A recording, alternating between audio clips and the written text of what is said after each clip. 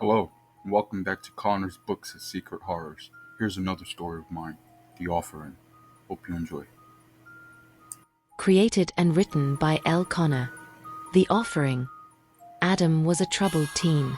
He just graduated high school. Adam's family just moved into a new neighborhood, called Silent Creeks Community. It was quiet, no crime, and mostly older couples living there. There was a dark secret in the neighborhood the family didn't know about yet. After a few days living in their new home and settling into the new neighborhood, Adam has noticed all of his neighbors that he has seen walking outside were all walking and behaving strangely.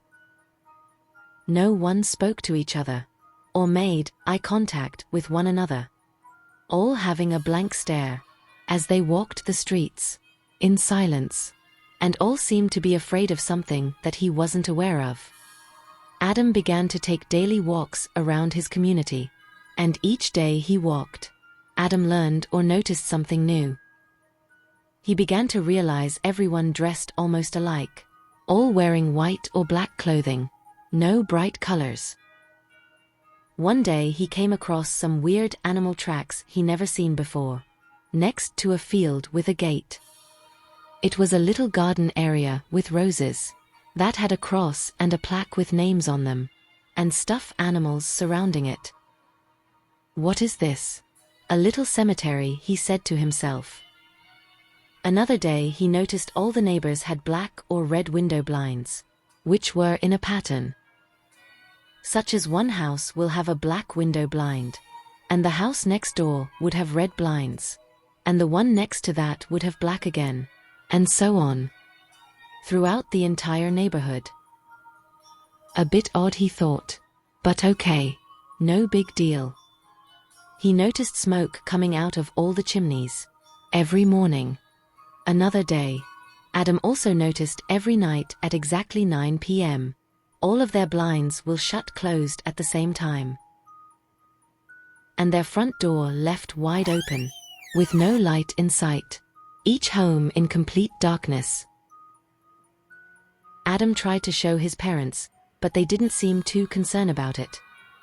Maybe they're all on a set timer, his mom said. Okay, well, why the open doors then? Adam asked. It's a safe community. Maybe they like the fresh air, there's no crime here. So, they have nothing to worry about, his dad replied. A few days went by. It's now been a little over a week since they moved into the neighborhood. Adam was in his living room while his parents went out for the night. He began to light the fireplace. As he sat in his living room and stared out the window, he sees a few people walking outside. Adam realizes he still has not spoken with anyone, or heard one person speak, welcome them, cough, sneeze, or make any sound at all, since they arrived there. Adam then slowly realizes he also hasn't seen another kid or teen his age at all, since he's been there. He continues to stare out the window, as he watches a few people walking outside, and wonder about their strange behavior. What the hell is wrong with these people? Adam thinks to himself. Adam's eyes suddenly widens, and his eyebrows rise. His jaw slightly drops, as every single person outside was now all facing him and staring right at him, almost as if they heard his thought and knew he was watching them. Adam looks in shock and fear. He quickly closes his blinds and ducks down. Holy crap, he says as his heart continues to race faster and faster. What the hell was that? Did they hear me? He questions himself. Adam slowly rises back up and peeks out the window again. He sees no one in sight. They all vanished. The night became darker. Adam's parents still haven't returned home. He tends to the fire as his mind runs with thoughts. He decides to look out the window to see if their car was coming down the road. But instead, he finds the people of the community, all dressed in red and black robes, with hoods on. barely showing their faces, holding torches, as they all faced down and gathered around his house. Adam panics and freaks out. He tries to call his parents, but they don't answer. What the hell is going on? Leave me alone. Leave me alone. What's wrong with all of you? What do you want from me? He yells out. What do you want from me? The moment Adam finished saying those last words, a groan echoes from down the chimney. Adam looks at the fireplace as he stares at the flames. A burnt, crisp-looking, human, big toe sticks out from down the chimney. Then a foot. But it wasn't a foot.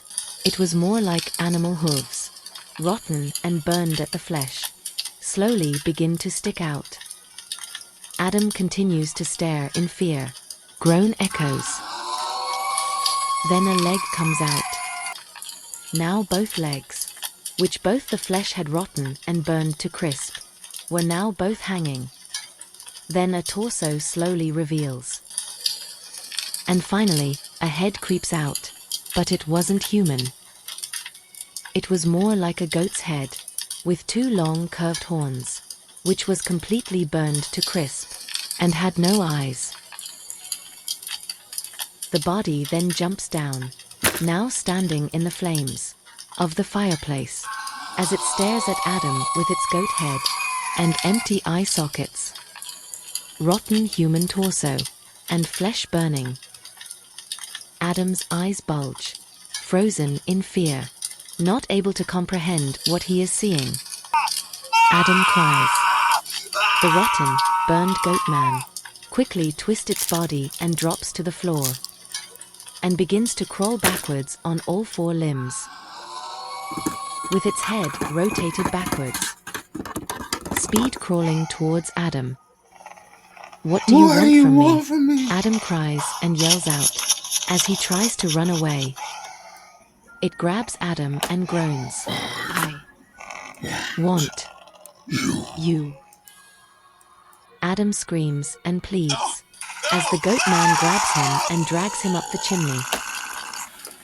Adam's body snapped and bent in half as his body is slowly dragged up the chimney.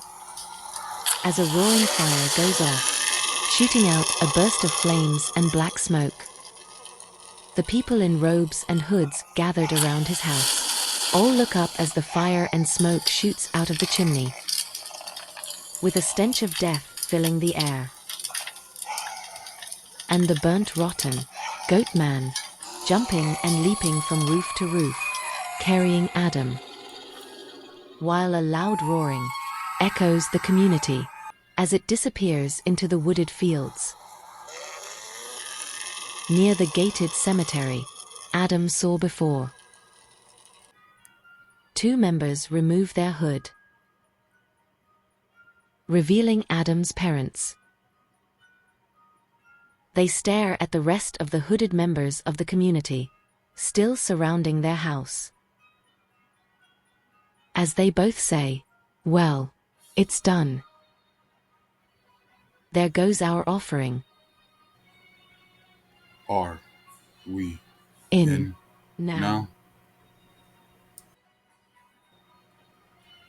A loud horn sounds off in the distance as all the members open their mouths, revealing all of their tongues cut out, as one of them holds a blade and walks towards both the parents. The end. Thank you for watching. Check out my other videos at Project Wake, created and written by L. Connor.